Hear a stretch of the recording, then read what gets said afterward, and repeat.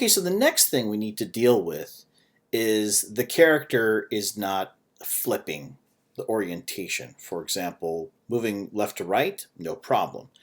Now I'm going to lift off. Going from right to left, we need the character to flip. So how do we do that? Let me switch back over here to our code area. And what I'm going to do first of all is I'm going to create a function that will flip the orientation of the character when we call upon it. So I'm going to type in void flip, open close parens, open close curly braces. All right. Now, if the player is facing right, then we're going to say he's now supposed to be facing left. If he's facing left, we'll make him facing right when we want to flip. So we have this variable called isFacingRight. What I'm going to do is I don't have another variable called isFacingLeft, and nor do I want to create one. All I'll do is just simply flip it by saying isFacingRight not. So if he's facing right, if he's facing right, then the not of that. So if he's facing right, he'll be facing left. If he's facing left, he'll be facing right. But we're going to be using the same variable, isFacingRight, yes or no. If this is true, he's facing right. If this is false, he's facing left. So every time we call this function, let's flip the orientation of this variable. Now, we're not actually physically moving him yet, right? He's still going to be facing this way. That's what we have to worry about, or that's what we have to deal with. And the way that we're going to deal with that is as follows. Vector2, we're going to say the scale, and transform dot local scale. Then the scale dot x. Specifically, we're going to flip that. Dot x times -1. -1 times anything flips something, right? So 1 times -1 is -1. -1 times -1 is +1. So this is going to be flipping the x-axis, which I'll demonstrate in just a moment. And then finally, transform.localScale. We're going to assign the scale to that. All right, so what are we doing? First of all, let me save. I'm going to go back over here. Now let's take a look at this character. And specifically in the inspector, you see that it has values in terms of the scale. I wonder what happens if I put a negative value in front of this. Oh, look at that. He flipped. Let me take away that negative value and return that to positive. Look at that. He flipped. So that's in essence what this code is doing. This code is saying, get the local scale for this particular character and flip it, and these are the lines of code that are necessary to do that. Okay, let's go through each one of these lines of code to make sure that you understand what's going on. As I mentioned before, this is just simply going to say that if we're facing right, we're now going to face left. If we're facing left, we're now going to face right. So anytime we call this flip function, we want to change this variable to the opposite of what it was. Now, in terms of this the scale, vector2 and then the scale, what we're going to do here is just simply say, okay, whatever the scale is for the character, specifically for the transform of the character, we're going to switch it. So what we're going to do is, well, first of all, I have to obtain it. So let's obtain, sorry about that, let's obtain the x and the y axis. If I made this a vector 3, I could have grabbed the x, y, and z axis, but I just made this a vector 2. So it's just going to grab the x and y axis, specifically the scale for the transform. Well, now that I've obtained that, let me change or flip the x scale. So this was analogous to me going over here and putting that negative symbol. Okay, so I'm going to type in negative in just a second. Watch this guy over here. So as soon as I put the negative, see how he flips? And then if I take away the negative, he flips back the other way. That's what this guy is doing, right? It's just simply going to take that x scale and flip it. And now let's apply it to the character's transform. So this character has a transform, and we're going to affect that scale. And whatever that scale happens to be, we're going to set it to the transform local scale. So that's how this flip function works. Anytime that we call the flip function, it is going to simply change the orientation of the character. So what we can do is, let's see here, go back over here to where I have fixed update, and so we're moving the character left and right. Let me press enter a couple times over here and type a comment. Flip character to the correct orientation based on the user input. So how do we do that? We'll just take an if statement, RB2D, the rigid body, velocity, dot x-axis. If this thing is greater than 0, and if we are not facing right, so is facing right, not. If this is the case, then we're going to call flip. Else, if the rigid body 2D dot velocity dot x-axis, if it's less than 0, and is facing right is true, open and close curly braces, we're going to call flip. All right, let's take a look at this. So first of all, if the rigid body 2D, our character's velocity in the x-axis direction is greater than 0, so in other words, what that means is our character is moving from left to right. If our character is moving left to right and we are not facing right, so we're going to flip so that we are facing right.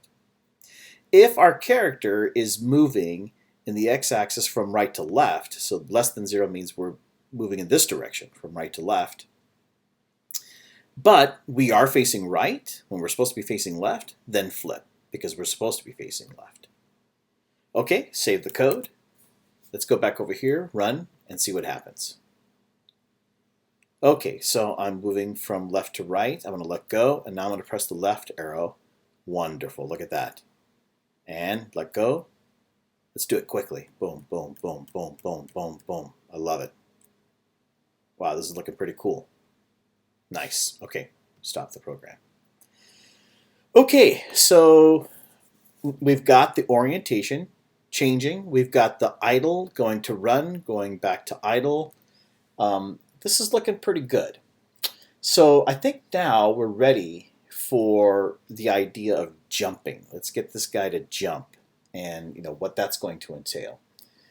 Okay, so if we're going to be jumping, then that means that we're going to have to think about when we jump. So let me just move this over here. Jump right over here, say for example. We're going to have to think about when we actually start jumping. Now, what we want to do is jump from idle, or jump from run, or to be quite honest with you, to jump from any state. And that's what this guy is all about right here. What the jump from any state means, I could be jumping from idle over here. So I could have done this. I could have said make a transition. I'm not going to do this. And make a transition from idle to jump, or make a transition from run to jump. Wait a minute, make a transition from anything to jump.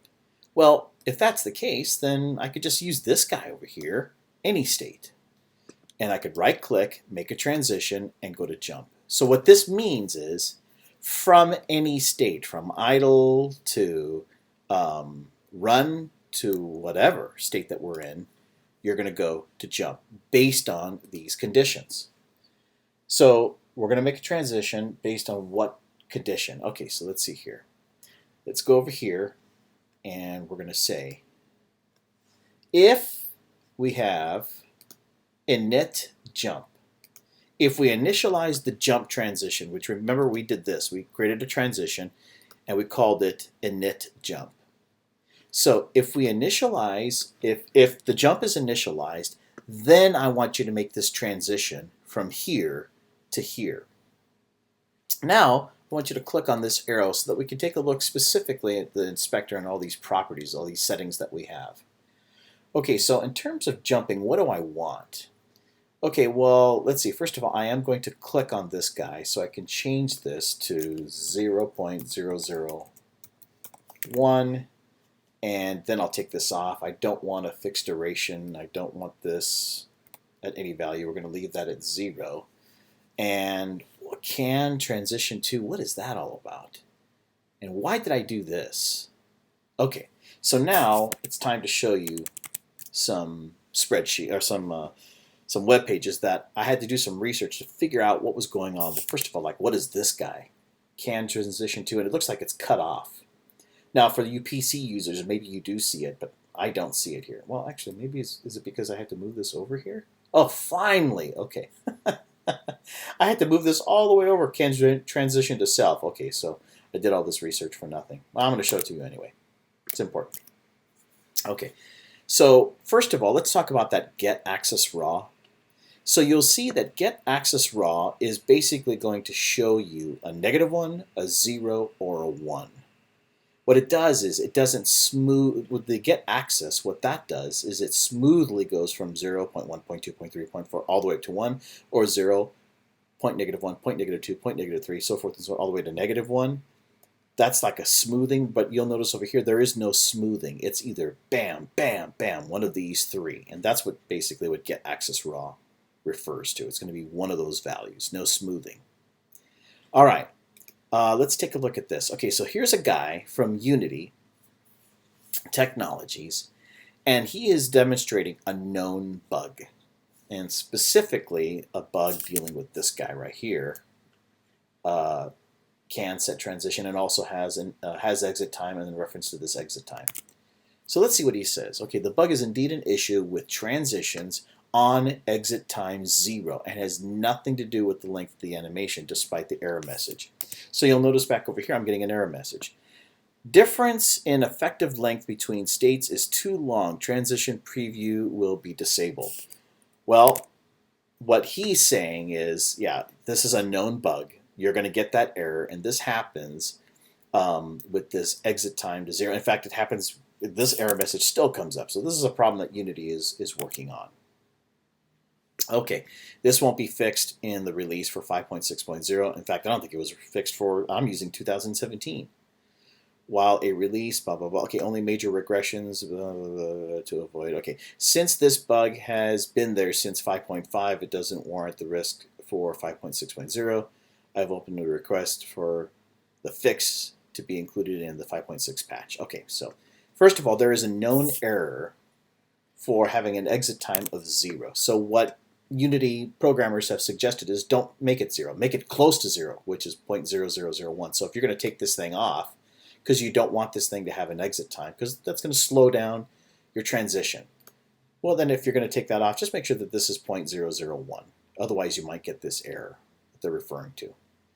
All right, now, I didn't open this up enough, so I saw the word self. This thing, I like kind of like a, I like to close as much of these panels as possible so I get more screen real estate, and I didn't see that. So I had to do some research on that and found out, oh, that's can transition to self. That's what that means, or that's what that's stating. Well, what does that mean, first of all, can transition to self? So did some more research and found out some information here. Can transition to self. This guy right here really describes it well. Let's see here. However, you can fix your transition if you look at the transition inspector. There is a setting drop down, and in there is a checkbox called can transition to self. Uncheck that, and it should not transition to that state with that transition if already in that state. And so that's what this guy, can transition to self, is really all about. If you don't want this thing to transition to itself, as you see over here, what does it say? Uncheck that, and it should not transition to that state with that transition if already in that state. So if we are from any state to here, to jump, we're not going to transition again to jump. Because that's one of the errors that I was noticing. When I had this can transition to state, it would call this over and over and over again, and we don't want that. We only want to jump once, and that's it. So with this thing selected, I'm going to take off can transition to state, to self rather, right? There it is, can transition to self. And that's going to take care of this transition from any state to jump. Well, now we have to establish the code that's going to be responsible for our character jumping. Okay, so let's go back over here. First of all, let me save my work, before I forget. Save project. Go back over here. And now I'm going to say make the character jump. All right. So we're going to have some additional if statements. If is grounded and input dot get key, and specifically what key are we looking for? Specifically the space key, so the space bar. If you pressed the space bar, then your intention is to jump the character, for the character to jump. Let me phrase it differently. All right, so anim dot set bool. We're going to change the on ground to false. Let me go over here. On ground, we're going to change that to false because you're jumping, so therefore you are not on the ground. So we're going to jump up. All right. Well, if you do that, then I'm going to call anim set trigger init jump. Oops, sorry, I got to put that in quotation marks. Init jump. What does that mean? Well, what I'm saying is for our animation, which is this guy over here, right? Our animator animation, I want you to trigger this guy over here called init jump. Remember, this is of type trigger. So when I trigger this thing, it's going to cause this guy to jump. So that's what we're saying. Initialize that so that we can begin the jumping process. Right? And then finally, we're going to have to add a force to our rigid body. So we'll say add force. And the way that we're going to do that is with a new vector2. And what I'm going to do is, in terms of the x-axis, I don't want to apply a force. But in terms of the y-axis, you are going to apply the force that was given in this variable, jump force, which I have up here. I said 70. Right? And you could, of course, change that value. So we're going to say jump in accordance to this. Now, else if not is grounded. So if we are grounded, you can jump.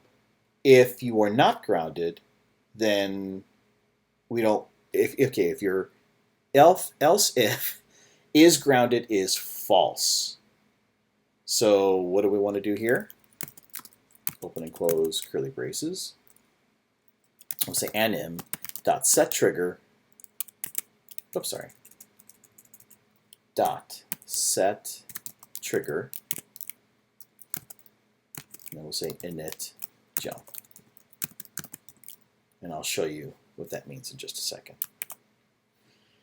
Okay, so the whole key to this is this idea of being on the ground, is grounded.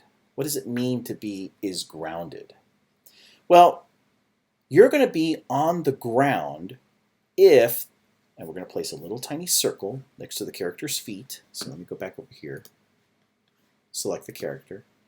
What I need to do is I need to place a little tiny circle down here so that when that tiny circle determines that you are on the ground, and what we're going to do is we're going to say this is the ground.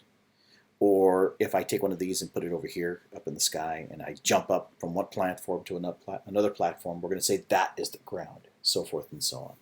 So we need to determine what the ground is. And the way that we'll do that is we'll place a little tiny circle under here. And that circle will help us to determine where the ground is. Okay, so first thing, let me go back over here to code. And I'm going to uncomment this guy over here where it says transform, ground check, and also this guy over here, what is ground. And so now I'm ready to type in some additional code. So first of all, let's go over here to fixed update. Press enter a couple times. We're going to go back over here to the top. What is determined, or what is the determination for if whether or not you are grounded? So what we'll do is we'll type in physics 2D. Oops, didn't mean to do that. Physics 2D dot overlap circle. Go down over here, overlap circle. Here it is. I'm going to put a little tiny circle. All right. So the first thing that it's saying here is I need a vector 2 point. Well, I have that via this variable over here that I've created called ground check. So let me do this again. What we're going to do is we're going to say ground check dot position. And so dot position, that's going to give me the position of whatever the ground check is, and I'll show you what that is in just a moment. Then the next thing, I'm going to have to determine what the radius of that little circle that I'm going to place next to the character's feet. And I've determined that already with ground radius. It's a little tiny circle. So we'll say ground radius. And then I have what's referred to as a layer mask called what is ground. That's what I need to insert over here. What is ground? And I've got that.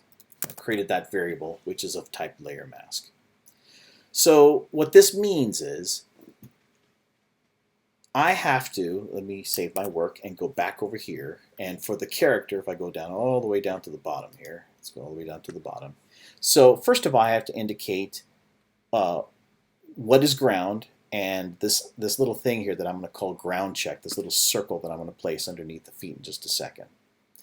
Okay, well, first of all, in terms, and the reason why I do that is because what is ground is public, so that's public over here, what is ground. So I click on this guy and I ask, well, what is the ground? Is the ground everything? Is it raycast, water, UI? What is the ground? Well, first of all, before I determine what the ground is, I had better label what the ground is. Well, let's see here. If I select background, and specifically, the ground is going to be this guy and this guy and this guy and this guy. I don't want to say that the sky is the ground. The sky is the sky. So for this one over here, I have to call this, I have to assign a certain layer to it, specifically ground. So let's see here. Do I have anything that says ground? No, I don't. Oh, I could just simply add a layer. And it doesn't matter what number it's on. I can just simply assign it for layer 8. And I'll just simply call it ground. If these are taken up, if 8 is taken up, then just simply call 9 ground. All right, so then I can select this grass thin sprite, and I'll make it ground. And the same thing over here. So I'm giving it a specific layer so that later on I can identify what is the ground. Well, it's that thing that is labeled as ground. Okay. Now, what is the character? Well, the character certainly is not the ground. It's a player. So let's see here. Go over here. Oh, I don't have anything called player. So let me add a layer, and I'll say that this guy is the player. Enter. All right, so now let me select the character, and in terms of the layer, I'm going to say this guy has a layer called player. Now, with the character selected again, you'll go over here, down to the bottom, and say, what is ground? Well, the ground is going to be everything, and then I'm going to go back into here, and I'm going to remove some check marks. Specifically, I don't want the player to think of itself as what is ground, so I remove that check mark. But having ground and UI and water and everything else be considered in terms of what the ground is, that's okay. We can do that. I just don't want it to think that the player itself is ground. We don't want it to think as itself as ground. All right, so the next thing to consider then is how will the character know that he's on the ground? So I'm going to have the character selected, go into the hierarchy tab, click create, and I'm just simply going to create empty. And this guy I'm going to call ground check. It's this game object. We'll rename it to ground check. Make sure the spelling is correct and also the capitalization. This guy is going to be a child. Well, actually, before I do anything here, let me reset it because the position is somewhere weird. Let me go ahead and just give it a 0, 0, 0. Okay, good. Actually, what I need to do is I need to make this a child by dragging and dropping this right on top of character. And I really do need to to change this location. So what I'm going to do is, with this guy selected, so I can move this ground checked game object, I'm going to put it right underneath the feet. Maybe right level with the feet. So let's see if I can zoom in a little bit. Zoom in a little bit more. And I'm looking for that dot right there. Now, that dot isn't anything. For example, if I select, see, nothing is visually representing this. So that's not so good. I think I need something to help me understand where that is, what that is. So one of the things I can do is I can click this guy over here, which says select an icon. And so, I don't know, if I select this green one, I guess, then it's just showing me that this thing over here is the ground check. And as you can see here, I can move that to anywhere I want. This is the ground check game object. And I just want that to be right where the feet are. And let's see, let me take the tag off, or the icon off. I moved it down a little bit too low, so let me move it right so that this red line is just underneath the shoes. That looks pretty good. And then I'll just put this icon back on. If you are interested in seeing visually where that ground check is, where that ground check game object is. Okay, so now that I have this ground check game object, that's the guy that I'm going to be referring to, that particular component back in code. So if I go back over here to the code, ground check, it's going to be that thing that we were just looking at. And so now, if I were to place an overlap circle where that ground check position is, I'm going to determine what the radius is, which is the little tiny circle where the ground check is. And then I have already defined what ground is. So ground is everything except for that player. So then I can use this to determine where the ground is. Okay, so I think I already saved. So let me see, Control S or Command S. And then for this character selected, go ahead and let's scroll down. And let's see here. It says, where is it? Where's not the sprite here? Here it is. Okay, ground check. None. So what I'm going to do is I'm going to take this ground check and drag and drop it and put it right here. So this game object represents what the ground check is. And it is checking to see if this thing is making contact with the ground. And if it is, it's going to give us an indication. All right, before I continue, let's go back into the code area because I still have to finish some additional code after this guy over here, after is grounded.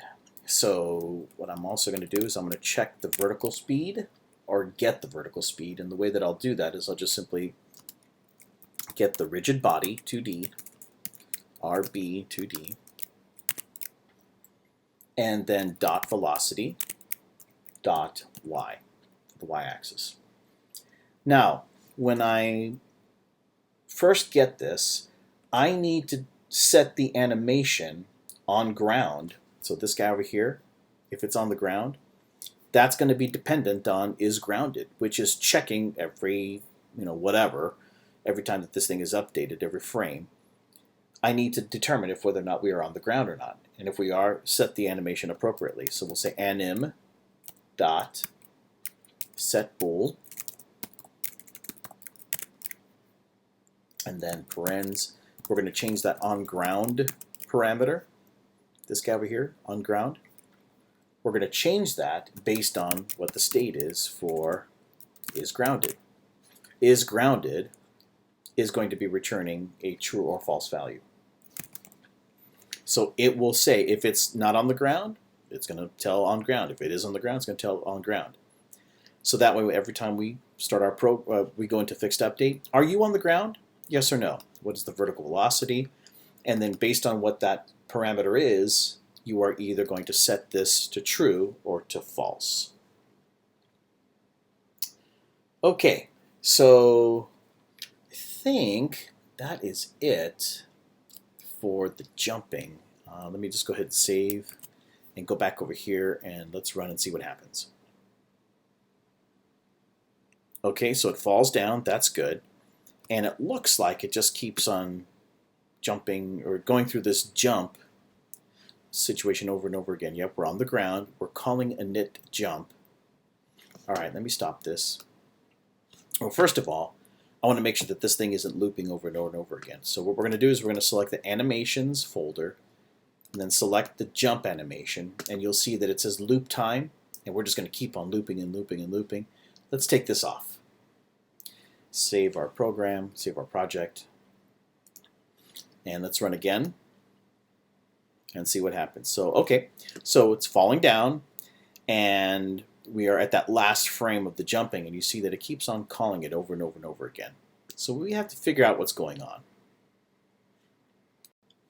Okay, I know what's going on. We go to the jump state, but then we don't transfer from the jump state to the idle state. Inevitably, when this thing falls to the ground, we want this to go to the idle state. So I'm going to right click on top of the jump state, make a transition specifically to idle. And here are the conditions that we want to set for that transition. Well, first of all, if the on ground flag, which is a true false item, if on ground is true, then let's go ahead and make this transfer from jump to idle. Now, we want to make sure that we also adjust the settings. So we're going to change that to 0.001 because of the ongoing error. When I take this off, when has as exit time is removed, and if this is 0, there's a bug. So we're just going to set that to a very small value. We'll remove the duration. We want this to be 0 because we want everything to be instantaneous. We want it to just simply react, no delay. Okay, let's see what happens. Let me save my work and run. Let's see what happens. So the character falls to the ground. Perfect. So now we are in the idle state. Let's see what happens when I press the space bar. Okay, looking good. Jumps. Let's move and jump, jump, jump. Nice. And let's move over here. I like it. Yeah, so we're able to move to the left and to the right. We're able to jump.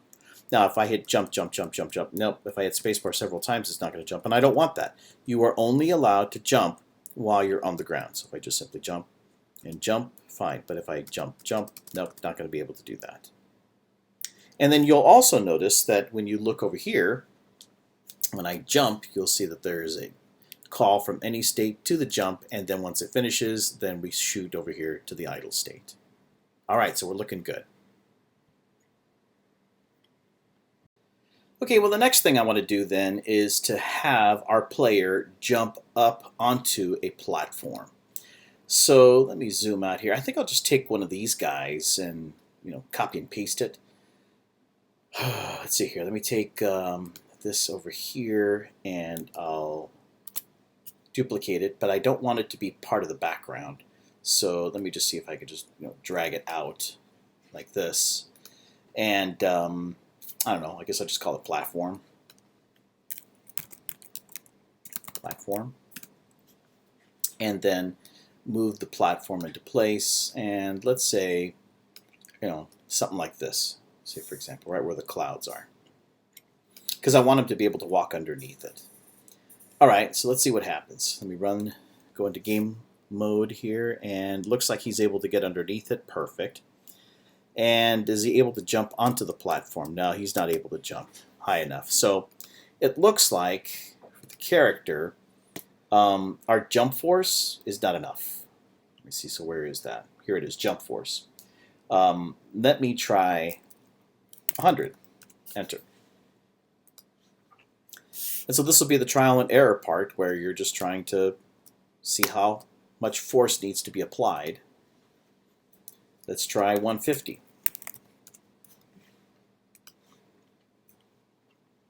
And okay, we're getting there. We're getting there. Oh, by the way, I don't have any way of indicating that a collision has taken place, so we'll put a collider on there in a bit here. But I just wanted to see if he could jump high enough. Looks like 175 is going to do it. Okay, so then I can jump, and of course we're going to fall right through. All right, so good. At least we have the ability to jump to our target, And now the next thing is we need to add a box collider to our platform. So let me select the platform, and we're going to add a component, specifically a box collider. And if we look really, really closely here, in fact, let me just move this over here. And it looks like here's our box collider. And let's go ahead and move it around. So let's see, in terms of the y-axis, I'm going to try to center it. Maybe it's hard for you to see on the recording, but here's the green outline. You'll definitely see it on your monitor. So I'm just trying to center it so that when I resize it, in terms of the y-axis, it's going to close in on itself, like right around there. Let's see if I can zoom in a little bit more. Just look on this edge right here. So here's the green line. Here's the green line over here. Let me, again, just make an adjustment to the y-axis so I can see where that green line is. And so now I'm going to reduce it. So again, this is just part of, you trying to make it so that it's just right. And let's do this. Move it up just a little bit here. Right there.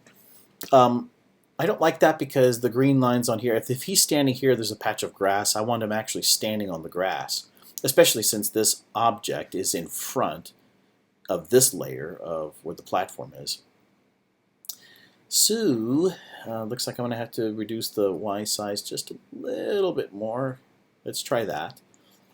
And let's see, for the y-axis, if I move that here to the bottom, I think, no, now he's into the ground a little bit. So let me just mess around with the numbers. Let's try 2.5.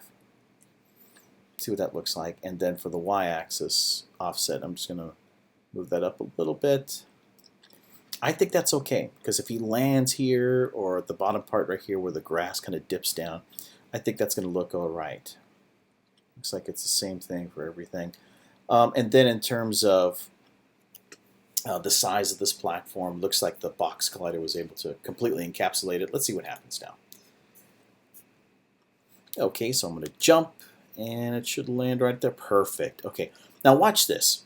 Because of the hard work that we went through with the animator, and we said if he's not on the ground, then he should immediately go into the jump state. So watch this. I'm not going to jump. I'm just going to simply press the left arrow key, and he's going to fall off, and immediately he'll go into the jump mode. So let me go ahead and click on this guy. Actually, I didn't want that.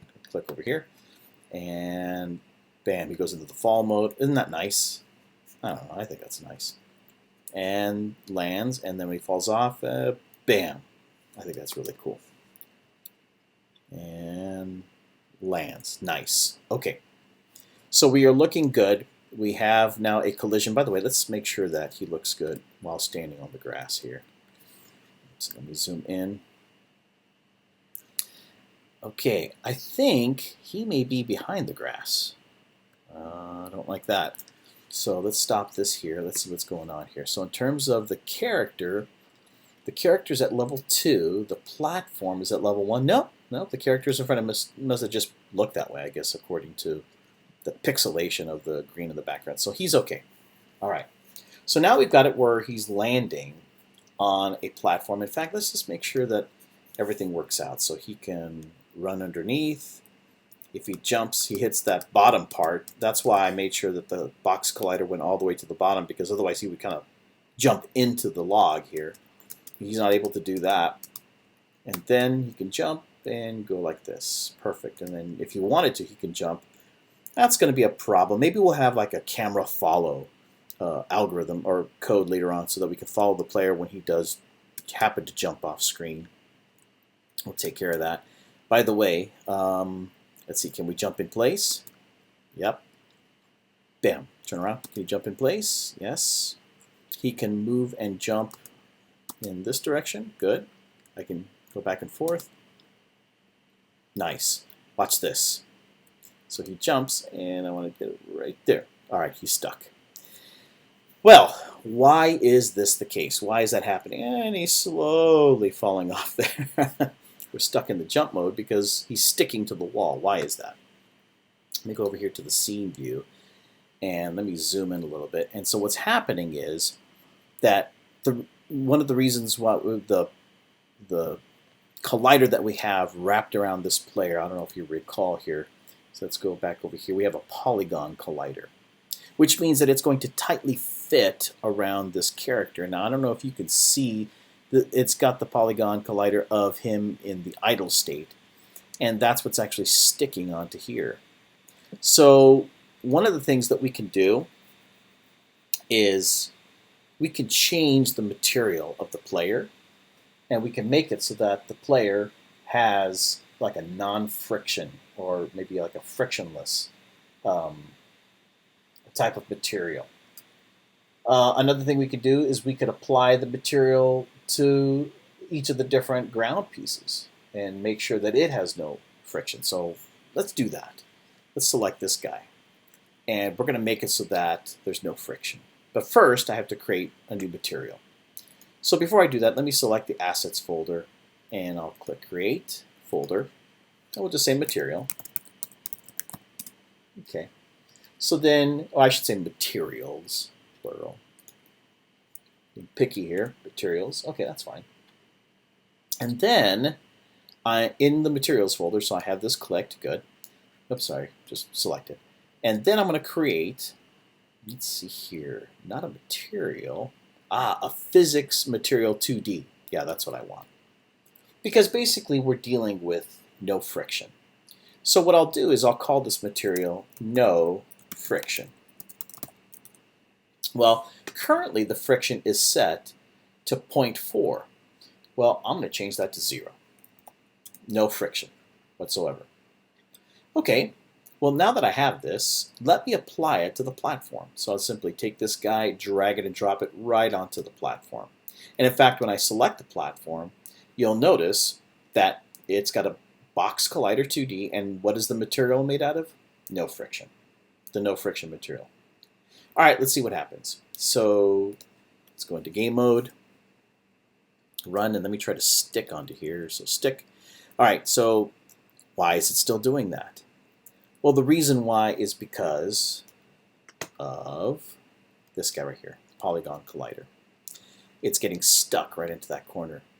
So what I'm going to do now is I'm going to temporarily change the character, and I'm going to add a box collider. So first of all, let me zoom out so that I can center this guy.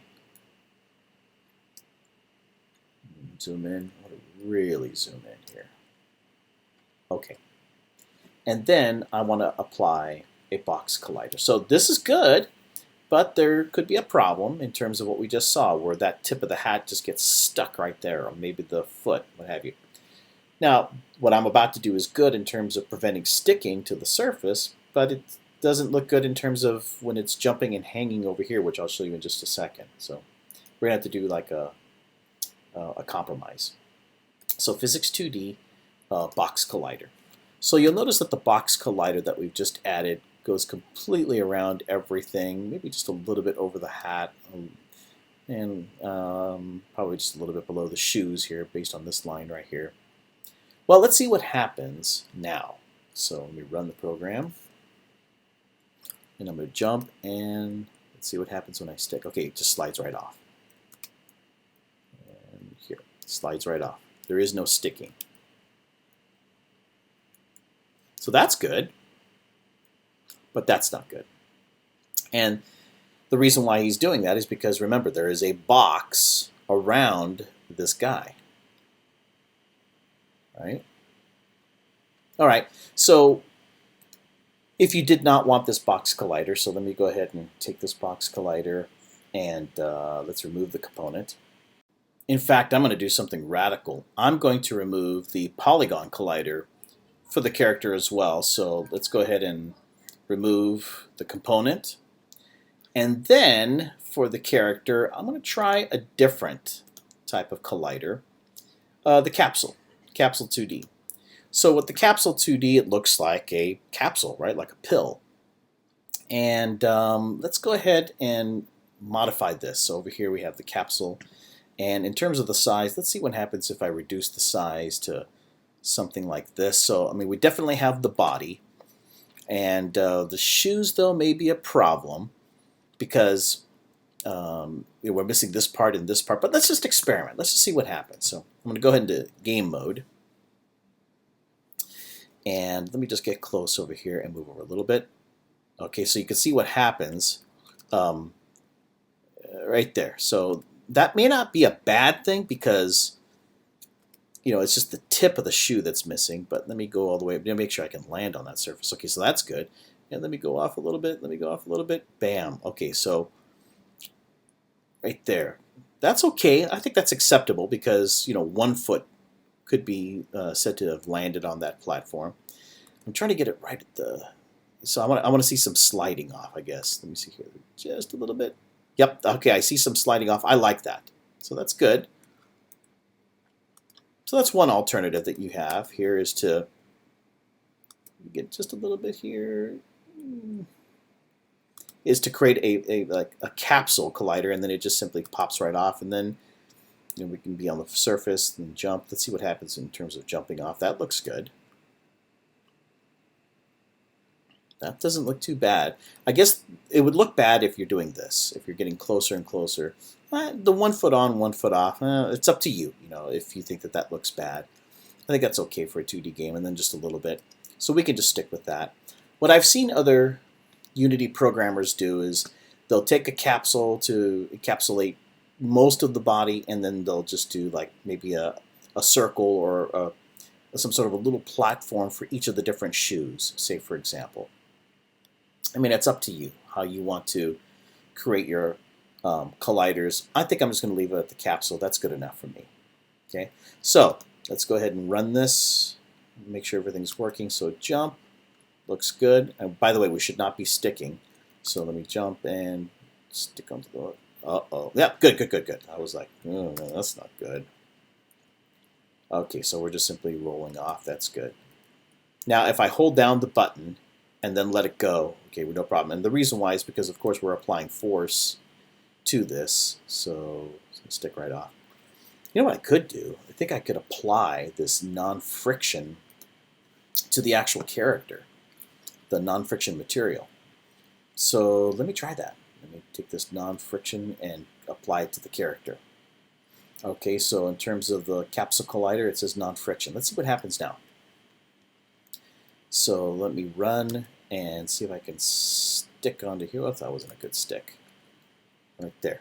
Oh, nice. Look at that. Okay. He's just rubbing off. Pretty cool. Yeah, I like that. Let me try it one more time. Do a good jump here. Yeah, that's pretty good. So that's how you would handle situations where you're sticking against the wall. Just create a material that has no friction. And by the way, if you wanted to, this is pretty cool. I was playing around with the bounciness. This is pretty funny. Let me just sign the number 4 just to show you what this is like. It's pretty funny what happens when, look at that, the character just immediately bounces because I've changed his bounciness to 4. He's really going off screen here. Let's see, where is he? I can't even see him, how far he jumped. Let me try a bounciness of 1. Let's see what happens. Now, he's bouncy, so as soon as he lands, he's going to bounce, and he's going to keep on bouncing, as you see here.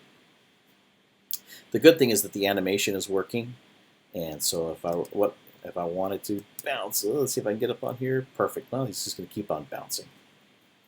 So obviously that's not what we want, especially for a description that says no friction. So we're going to take that off. Put that at 0. And let's see what happens now. All right, perfect. Jump. And then we want to be able to jump again. Good. Jump, jump, jump, jump. Nice. Okay, everything is working fine. So the next thing that we want to work on is the ability to slide. So let's go back over here to our animator. So the transitions work fine, and I've got this guy over here that says slide. So what I'm going to do is I'm going to move slide above jump. No particular reason why, just trying to make it look as neat and nice as possible. Get this a little bit closer, something like that. Looks fine. Okay, in terms of slide, now we want to slide from any state into slide because we could be walking. We could be walking, and then I want to push on the down arrow, and we're going to slide. We could be walking this way. I push the down arrow, we're going to slide.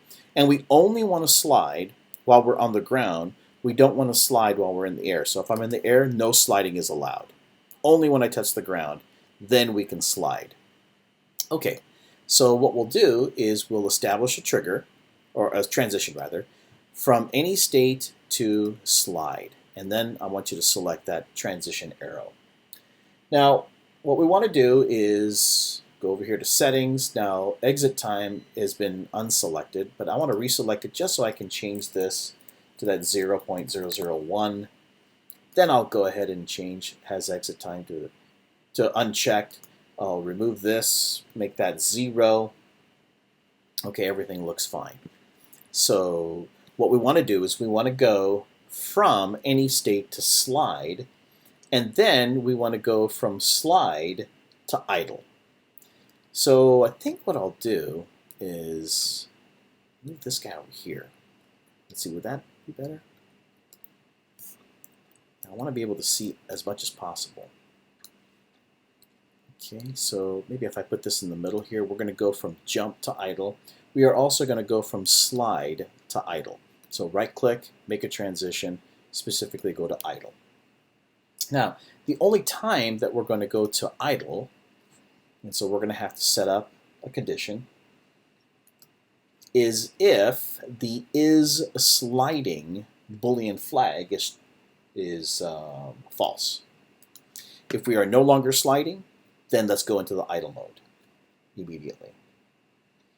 Okay, now, when are you going to go to the slide mode? So let's select this transition line.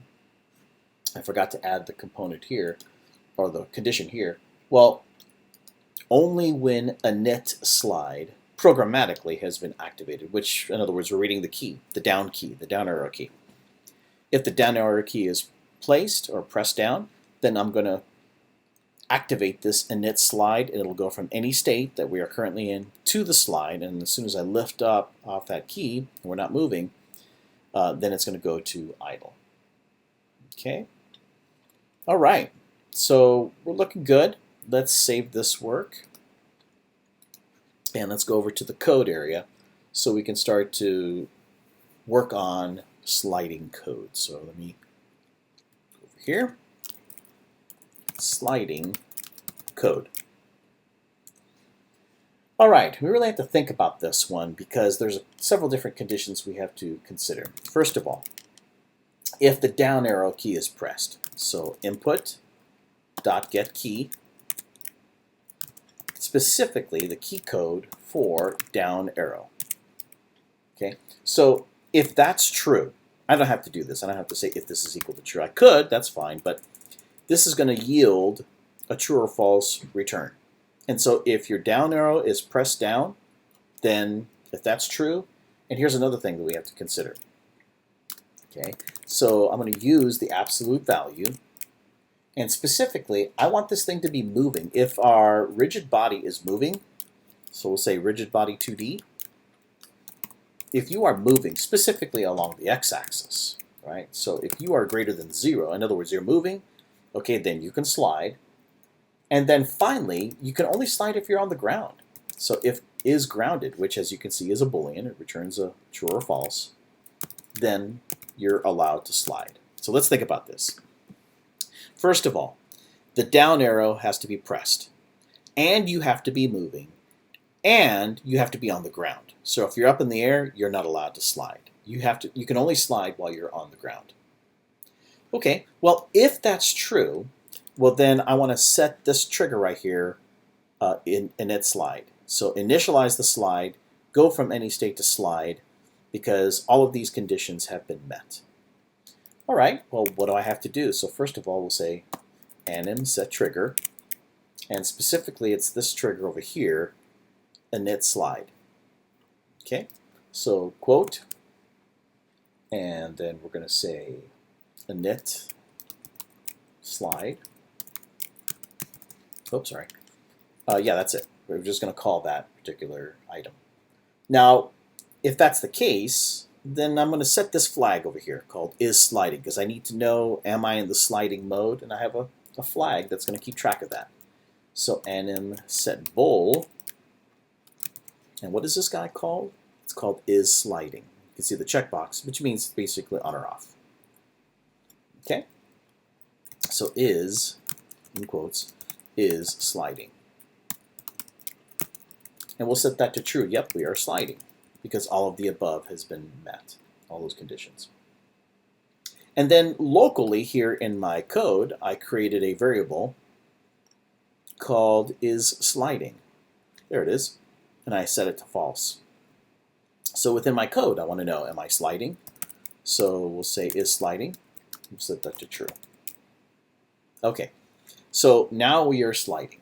And I want to keep on sliding. Well, before I go on here, let's just see what happens. Let me save my work, go back over here, and let's run the code.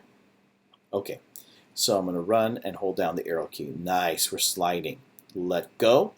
Uh-oh, look at that. He's not getting out of the slide mode. Let me do that again, but going from right to left. So we're over here, and right to left. I'm going to hold down on the arrow. Now I'm going to lift up. There's no key being pressed on the keyboard, and so he stays in this situation. So we have some modifications that we've got to work on, but still, it's cool that he's going into the slide mode. Right? That's nice.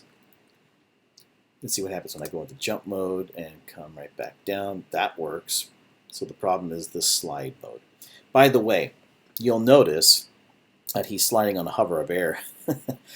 So that's just because of the image that I brought in. So I'm going to have to make an adjustment to the image. I guess programmatically I could make him ride down a little bit, but I think for me it'd just be easier if I just change all the images in the animation. So I think at the video lesson, at the end of our instruction here, I'll change that. All right, let me get out of this here. So we have to start thinking about other conditions, such as when I lift off, when I remove the arrow key, what are we going to do? So let's do this. We'll say, well, first of all, conditions for sliding are met. Okay, so we can slide because we're on the ground, we're moving, and we're on the ground, we're moving, and the down arrow has been pressed. So now let's consider this next selection statement. So else if input dot get key up. So in other words, I'm detecting a specific key if it has been lifted, if the finger has been removed. Okay, so we're now letting go of the key. So we'll say get key code dot down arrow and open and close curly braces. So over here, let me just place a comment and say once the arrow goes up, stop sliding. All right, so when the user lets go of, because that's what get key up, when the user lets go of the arrow, here's what we're going to do. We're going to say anim dot set bool is sliding. This is the condition over here, the parameter is sliding. We're going to say, no, you're not supposed to be sliding anymore because the user let go of the down key. So let's let you know that you're not supposed to be sliding. And then internally for our program, the flag is sliding. We're going to set that to false. Okay? All right, so when I let go of the key, we're not sliding anymore. Let's see what happens. So let me save my work. Back over here, run, let's see what happens. Okay, I'm going to slide. I'm going to lift. Oh, that is so cool. Check this out. Okay, so I just simply tap on the down arrow. Tap and let go. Tap and let go. I like it. Tap and let go. Tap and let go. Now I'm going to just hold it. So I'm going to hold it down. And we're sliding. Now I'm going to let go of everything. Nice. Okay. Let me do that again. Tap, tap.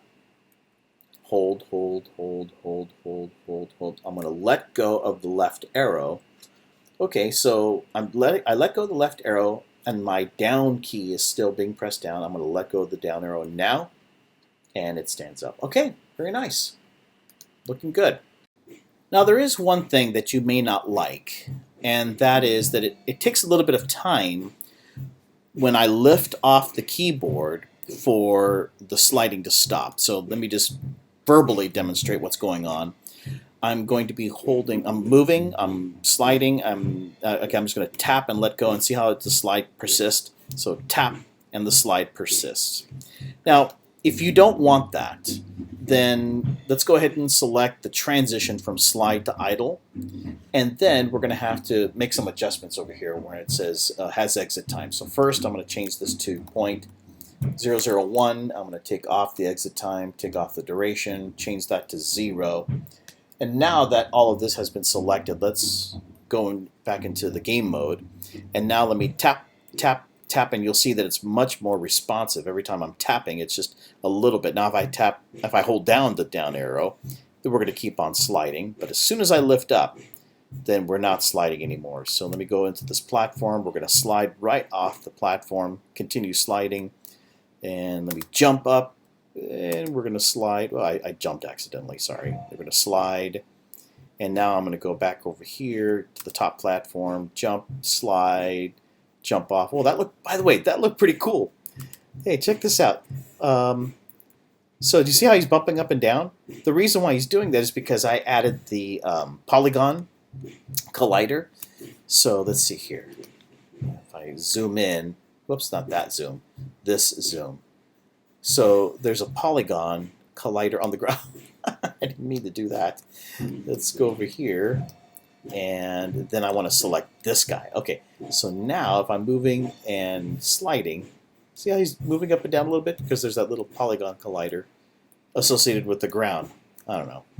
I think that's kind of cool. Okay, so that's good. He is sliding. And he's sliding responsively. And again, it's up to you how you want your. Maybe you do want a little bit of a delay, so you can turn back on the has exit time. For me, I want it to be responsive like this. If I'm tapping, or if I'm just going to hold it down, I prefer this type of gameplay. All right, so let's get out of this game mode. Now, the one thing that's bothering me is that he's floating up in the air. Okay, so. Now, this is something that you may not be able to do, but I have a program here called, let's see, Fireworks.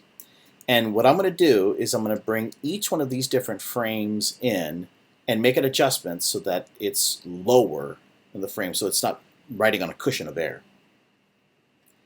So let me go ahead and open up Fireworks. And if you don't have Fireworks, I'm sure there's plenty of free, perhaps you could use Paint, maybe not so, maybe not Paint. But there are programs out there that you can do the kind of stuff that I'm doing for free. I think as a Citrus student, you have access to Fireworks and to Photoshop. But double check with Tech Services, because I think you may be able to get this, if not for a discount, maybe for free. All right, so let's see here. Let me go ahead and open, and what I'm going to do is go to my project. So let's see here, Unity projects, and I am working on this 2D controller. Let me go into the assets folder. Sorry about that. There we go. And let's take a look at the sprites. And here are the sprites for slide, and there they are. I'm going to bring them all in. So I'm going to select here to here and bring them all in. Okay, so here we are loading Fireworks, and as you can see here, our box is really tight and contained here, our PNG box for our image. Let me open up an idle scene or an idle sprite. So let's go over here to idle, and just that first one right there. Let me just open that guy. All right, see how tall this is? In fact, this thing right here, it looks like it's 319 by 486 pixels. So the 319 refers to the width, the 486 refers to the height. But if I go over here to a slide image, that's going to be at 394 by 389. So no wonder when you slide, where did that other image go? Where did the idle go? I think I lost my idle here. Here we go. I think I accidentally closed idle. Sorry about that. Let me open it up again. Open recent, specifically idle. There we go. I think I accidentally clicked the X. All right, so in essence, what we're going to need to do is we're going to need to change the height of all of these guys to this height right here, 486.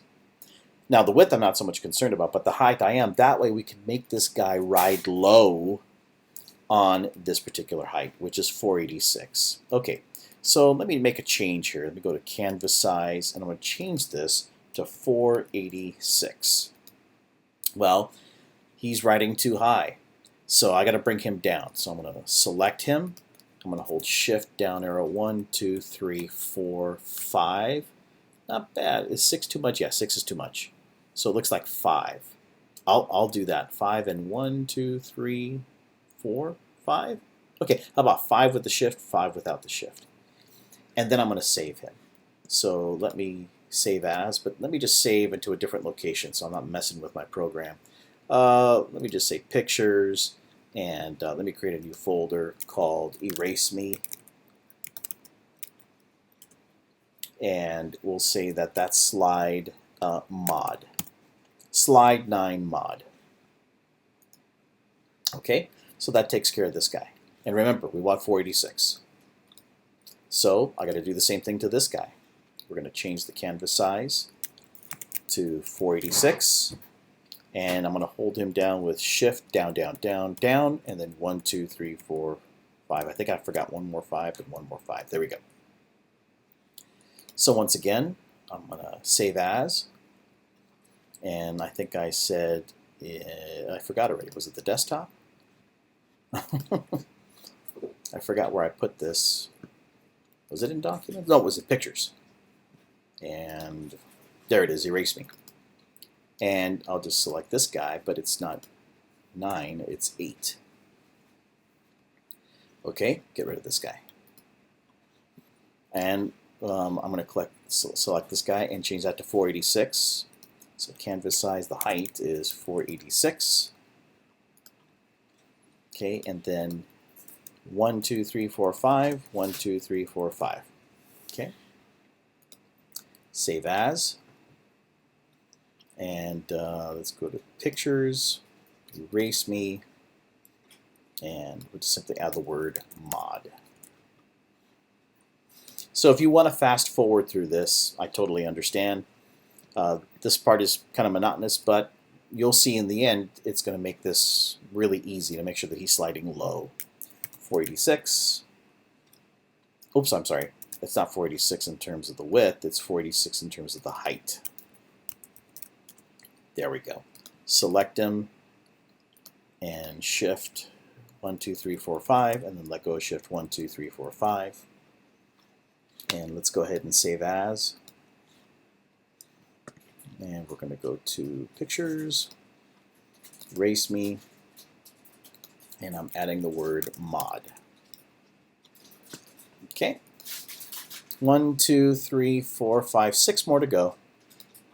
So height, 486 for the canvas size. And I'm going to select this. 1, 2, 3, 4, 5. 1, 2, 3, 4, 5. And let's go ahead and save as. We're going to add the word mod, but I better make sure I add it to the Erase Me folder. There we go. And then got this guy over here. How about this? I'll give you these images so that you can work with them. You don't have to do what I'm doing. 1, 2, 3, 4, 5. 1, 2, 3, 4, 5. We'll save as. Pictures, Erase Me, put the word mod at the very end. I'm going to take this picture, canvas size, 486, select the image, 1, 2, 3, 4, 5, 1, 2, 3, 4, 5, save as, pictures, Erase Me, mod. Good. 3 more, we're done. So canvas size, 486. Shift 1, 2, 3, 4, 5. Let go Shift 1, 2, 3, 4, 5. And then we're going to save as. And we'll put that into Pictures, Erase Me, mod. All right, take this guy over here. Canvas size 486. Hold down Shift 1, 2, 3, 4, 5. Let go of Shift 1, 2, 3, 4, 5. File save as. Go into Pictures, Erase Me, Mod, and then finally our last image. Canvas size 486. Select it. 1, 2, 3, 4, 5. 1, 2, 3, 4, 5. Let's save as. Go into Pictures, go into Erase Me, add the word mod. Save, and we're done. Close this. And this was just so I could figure out that the height of the idle state was at 486. Okay, so I'm done with fireworks. So now I'm going to bring in these new images and create an animation, a slide animation based on these new images. Okay, so let's see here. I'm going to go to Sprite, and I have slide. Maybe I should create like slide mod, maybe? No, I think what I'll do is I'll just simply replace these. So these are the animations for slide, and what I'm going to do is I'm going to bring in the slide mod animations. So let me go over here to Finder, create a new Finder, and let me get those. I think I put it on the desktop. No, I put it on Pictures. Boy, my memory shot. And let's see here. There it is. Erase Me. I'm going to select all these from 0 to 9, and I'm going to drag and drop them in. And boy, that was not a good idea, because then it intermixed them. No big deal. I could just simply select them and remove them. So I'm going to hold down, for me it's holding down Control. If you're on a PC, I'm not sure which key you would have to press to individually select these. Maybe it's Control. But if not, you just simply delete them one by one. So I'm going to delete these by right-clicking and delete. Let's see here. Delete selected assets. You cannot undo this action. That's fine. Okay. We go back over here to animation, because I got to fix. First, I got to select the character. Then I got to fix slide, and I got to drag and drop these guys into here. But first of all, let me see. I got to select these, and then I'm going to delete, and then I'm going to select these, and then I'm going to drag. Okay, that's good. And we're at 15. Let's see what that looks like. Oh, look at that. Same thing. It's just he's lower. So his feet, he's sliding lower. So let's see what happens. All right, so I want him to slide. See, isn't that better? That's much better. He's sliding low. So let's get him to jump and slide. I know he's going to slide right off and continue sliding. Nice. Jump, slide, slide, jump, slide. Okay. Pretty cool. All right, so you see how I resolved that with a program called Fireworks. This is a great program. This is not as powerful as Photoshop. I have Photoshop, but this is a quick learn right here. Photoshop is very detailed, and there's a lot of stuff to learn in Photoshop. This is pretty good for web developers, and as you can see here, for game programmers, for quick and dirty adjustments. Okay. All right, so I wanted to show you that, and there's one more thing that I want to talk about.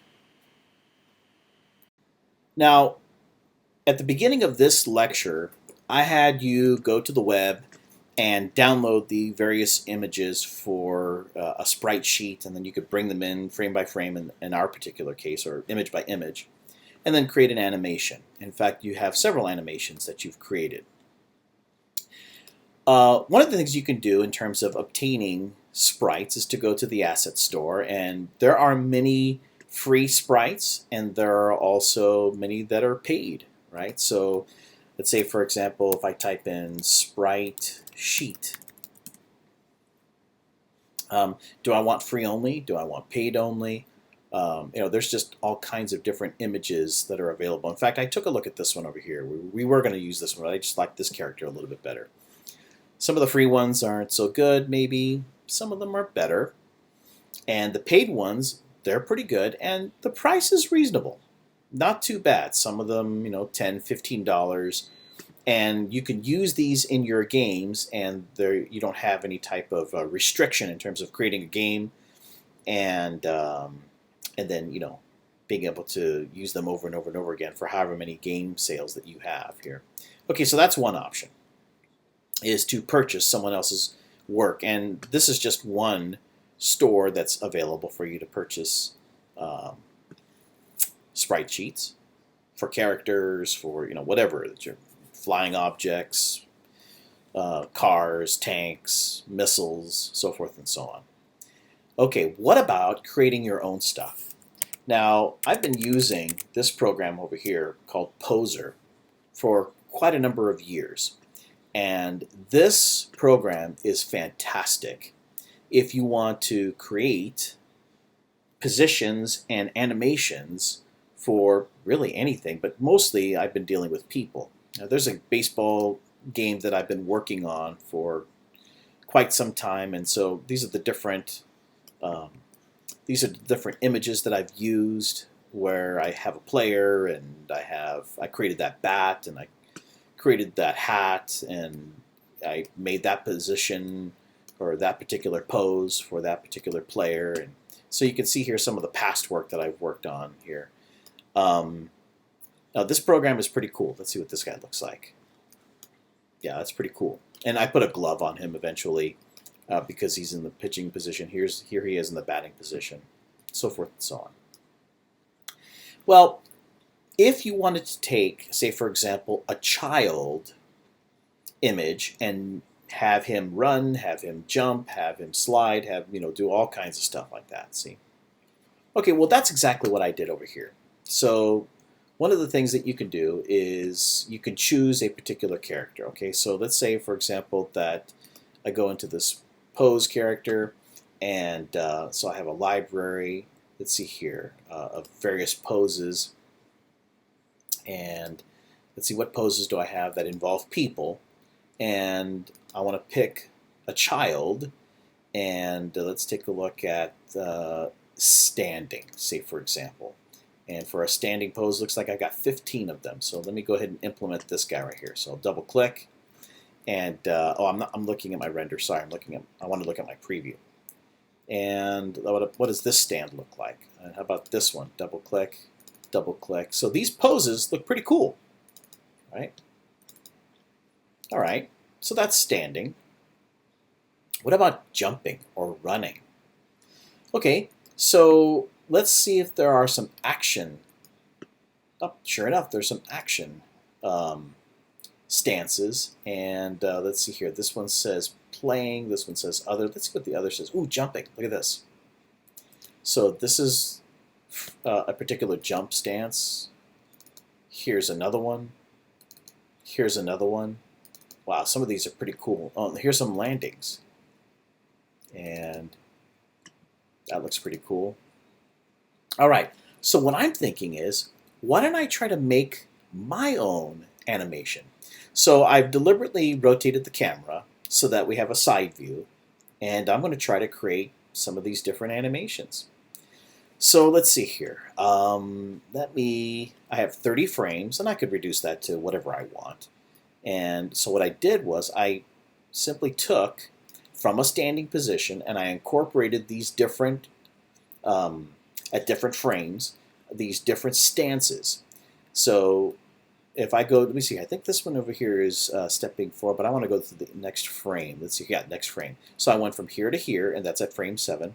From here to here, that's at frame 20. From frame 20 to frame 30, that's right here. So the whole thing looks like this. Not bad. One of the things that I discovered that you can do is you can do what's referred to as loop interpolation. So what loop interpolation does is it says, okay, here's your first frame. You want to go from here to here, so interpolate what needs to happen to go from here to here. And so Poser figures that out for you. There it is at frame 7. Now from frame 7 to frame 20, I want to do this. So from frame 7 to frame 20, it's going to do that. Yeah, his arm does something wacky. but this image is so small that a user won't be able to notice that. And then finally, from frame 20 to frame 30, this is the behavior I want, where he's going to land. So from frame 20 to frame 30, again, Poser is going to interpolate, and it's going to do this type of landing. So that's one thing that you can do with Poser, is you can create your jump and slide and attack and so forth and so on. This is what game programmers use. They use a program like this. Now, granted, this is expensive. I think there's an academic version that is a lower cost, if not for free. But again, this is just exposing you to some of the tools that you can use for creating your own assets. That's for creating a jump. What about in terms of walking? Well, let me see if I can find here. There is a walking. Oops, sorry. There it is. Walk Designer. Let's go into the Walk Designer. So here's the Walk Designer. And what the Walk Designer does is it shows you a type of walk, and you get to select whatever you want. So let me see what if I click on walk. And notice that all the different options that I have here in terms of changing the walk. Like if I were working with zombies, let's see what happens if I turn up this elderly. That looks like a zombie, right? So if I'm really old, this is what I'm going to look like, right? Boy, that's terrible. 200%, maybe just a little bit. That's a good zombie walk right there. All right, let me return that back to 0. All right, so there's different items here. What about run? Well, now that's interesting. What does it look like from the side? What does it look like from front? What does it look like from the top? Okay, so here's a run cycle. I don't like this one, and so I have several choices. Let me go ahead and type in 0 for this guy. And let me see, I'm going to scroll down here. I think there's one that I do like, and you can see all of these different versions of run. Let's see here. I think it's is it P6 or P8? Let's see what P8 looks like. That looks pretty good. That's not too bad. Let's see what it looks like from the front. That's not too bad from the top. So why don't we take this and create this run, this particular run style. You know what? I don't like that. There's another one that I selected that's much better. Was it P6? Ooh, I think it's that one. That looks pretty good. I think the thing that I like about that is the high back kick. It looks more realistic. Yeah, the arms kind of come up front, and I could tweak this if I wanted to, but I don't want to do a whole lot of work here. I think that looks pretty good, that particular run cycle. So what I'm going to do is I'm going to click Apply. All right, so how many repetitions? So I just want one repetition, and I don't have a path to follow, just walk in place, because I'm going to use this back in Unity. Okay, so just one repetition. Always complete the last step. No, that's fine. You can just simply go from step 1 to whatever that last frame is. Let me see. So we're going to transition from pose at frame 15. Okay, we're fine here. Start from 1, and I don't want to go to 120 frames. I just want 30 frames. Actually, you know what? Maybe you should just give me 15 frames. That's fine. And I'm going to click OK. So I just applied that. Let's see what happens. So if I, oh wow, look at that. Okay, well, he's incorporating the jump. So just because I don't want to remove all the keyframes for the remaining frames, let me apply this again. I'll just go ahead and do 30 frames. So from 1 to 30, that's fine. 1 repetition. Let me click OK. Okay, now let me play.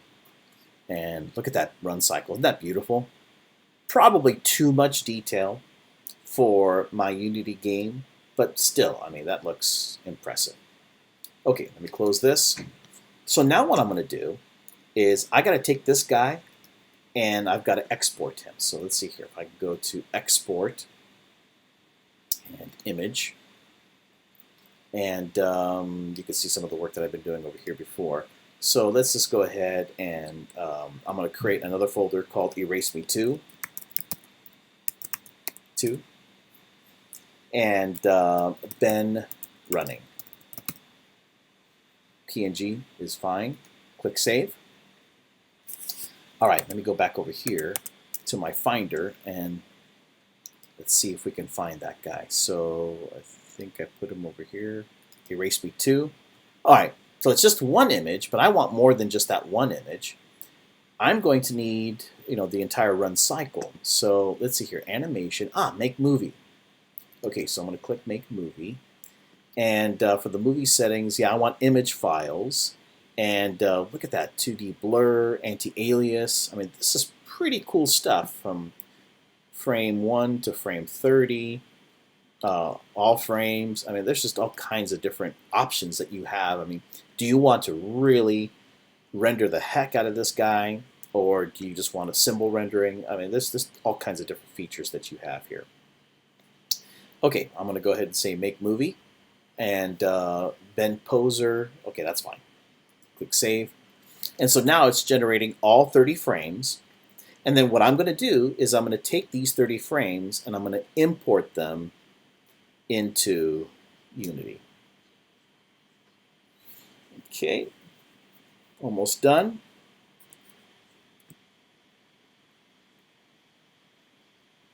And we are done.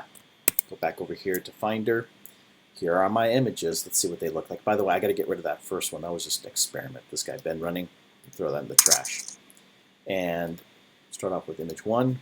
And let's see here. I'm going to hold down the arrow and look at that. I'm going to hold it down. Isn't that beautiful? Let's have them run backwards. Now, of course, I can do all kinds of things. Well, I can even see a little bit of blur there, blur motion. It just makes this thing look beautiful. I could have put a hat on him. He could be wearing different clothing. Maybe he has a weapon in his hand, like maybe he's slinging fire or throwing water or whatever it is. I mean, you could see the sky's the limit in terms of this poser software. Okay, so I've got this. I've got all these images. Now let me go back over here to Unity, and all I want to do is just I just want to bring in the image that I was just working on, and I'll just have him run in place. I don't want to have to substitute him because then I'd have to take care of jumping and sliding and so forth. Which I'll just have him, endlessly running over here. So let's see here. What I'll do is select the character. Let's see here for sprites. First of all, let me create a new folder. So we'll say folder, and then I'll say Ben running. Enter. And then inside of Ben running, I want to drag and drop those images. So let's see if I can go over here. And let's go to where Unity is. And here are the various images from 1 all the way to 30. I'm going to drag and drop these into the folder. Taking a little bit of time. There we go. All right. So now I'm going to create an animation based on those. And the animation that I'm going to create is Ben running. So we'll create a new one here. By the way, I want to go into sprites. Here we go. And we'll say Ben running. Now I'm going to take all these images. So I'll select 1 to 30. I'm holding down Shift. Drag and drop. And taking a little bit of time, I'm going to change that. I know that's going to be too fast. Let's change that to 30. And let's see here. I'm going to have to take one of these guys. So I'll just take image number 1 over here. And actually, instead of associating this, well, no, I'm thinking too much here. Let's just bring this guy over here to the scene. So let me zoom out a little bit. Now we'll just put him right here. Now the reason why we can't see him is because he's at a different layer. So let's see, if I put him at layer 1, can we see him? All right, there he is. And I'm going to lift him up just a little bit. Of course, I could resize him, but I'm going to make him approximately the same size as our character over here. So that looks good enough. Okay, let's just run the program. Let's see what happens. Okay, so we're running the program. He's idle. He's not moving. Okay. So what I want to do is I want this guy to animate. So Ben's going to be animating. So what I'm going to do is I'm going to take this animation, and actually I should have created a sprite based on him and not for the character. Sorry about that. So let me just go ahead and say create And this is going to be a new animation. So let me go back to Assets and Animations. And over here is where I want Ben running. I didn't want to associate him with this guy over here, with the character. So we'll say Ben running, animation. Now I'm going to go ahead and take these guys over here, put them over here like this, change that to 30, enter, and let's see what it looks like. Wow, doesn't that look cool? It just looks so fluid. Of course, it's 30 frames, so 30 frames a second, you would expect that kind of high resolution. And in fact, if you go to 60, it'll be even more refined. And you don't want to go crazy. Like you would want to do 90 or 120 because then that kind of refinement, you're not going to notice it and you'll have CPU overhead. So we got to be smart about how many frames. In fact, I think 30 is probably too much. I probably could get away with 15. All right, so let me just run this and let's see what happens. Okay, so now you get an idea of the beauty of what this looks like. And this is just a quick character that came with Poser with no costume and no body adjustments.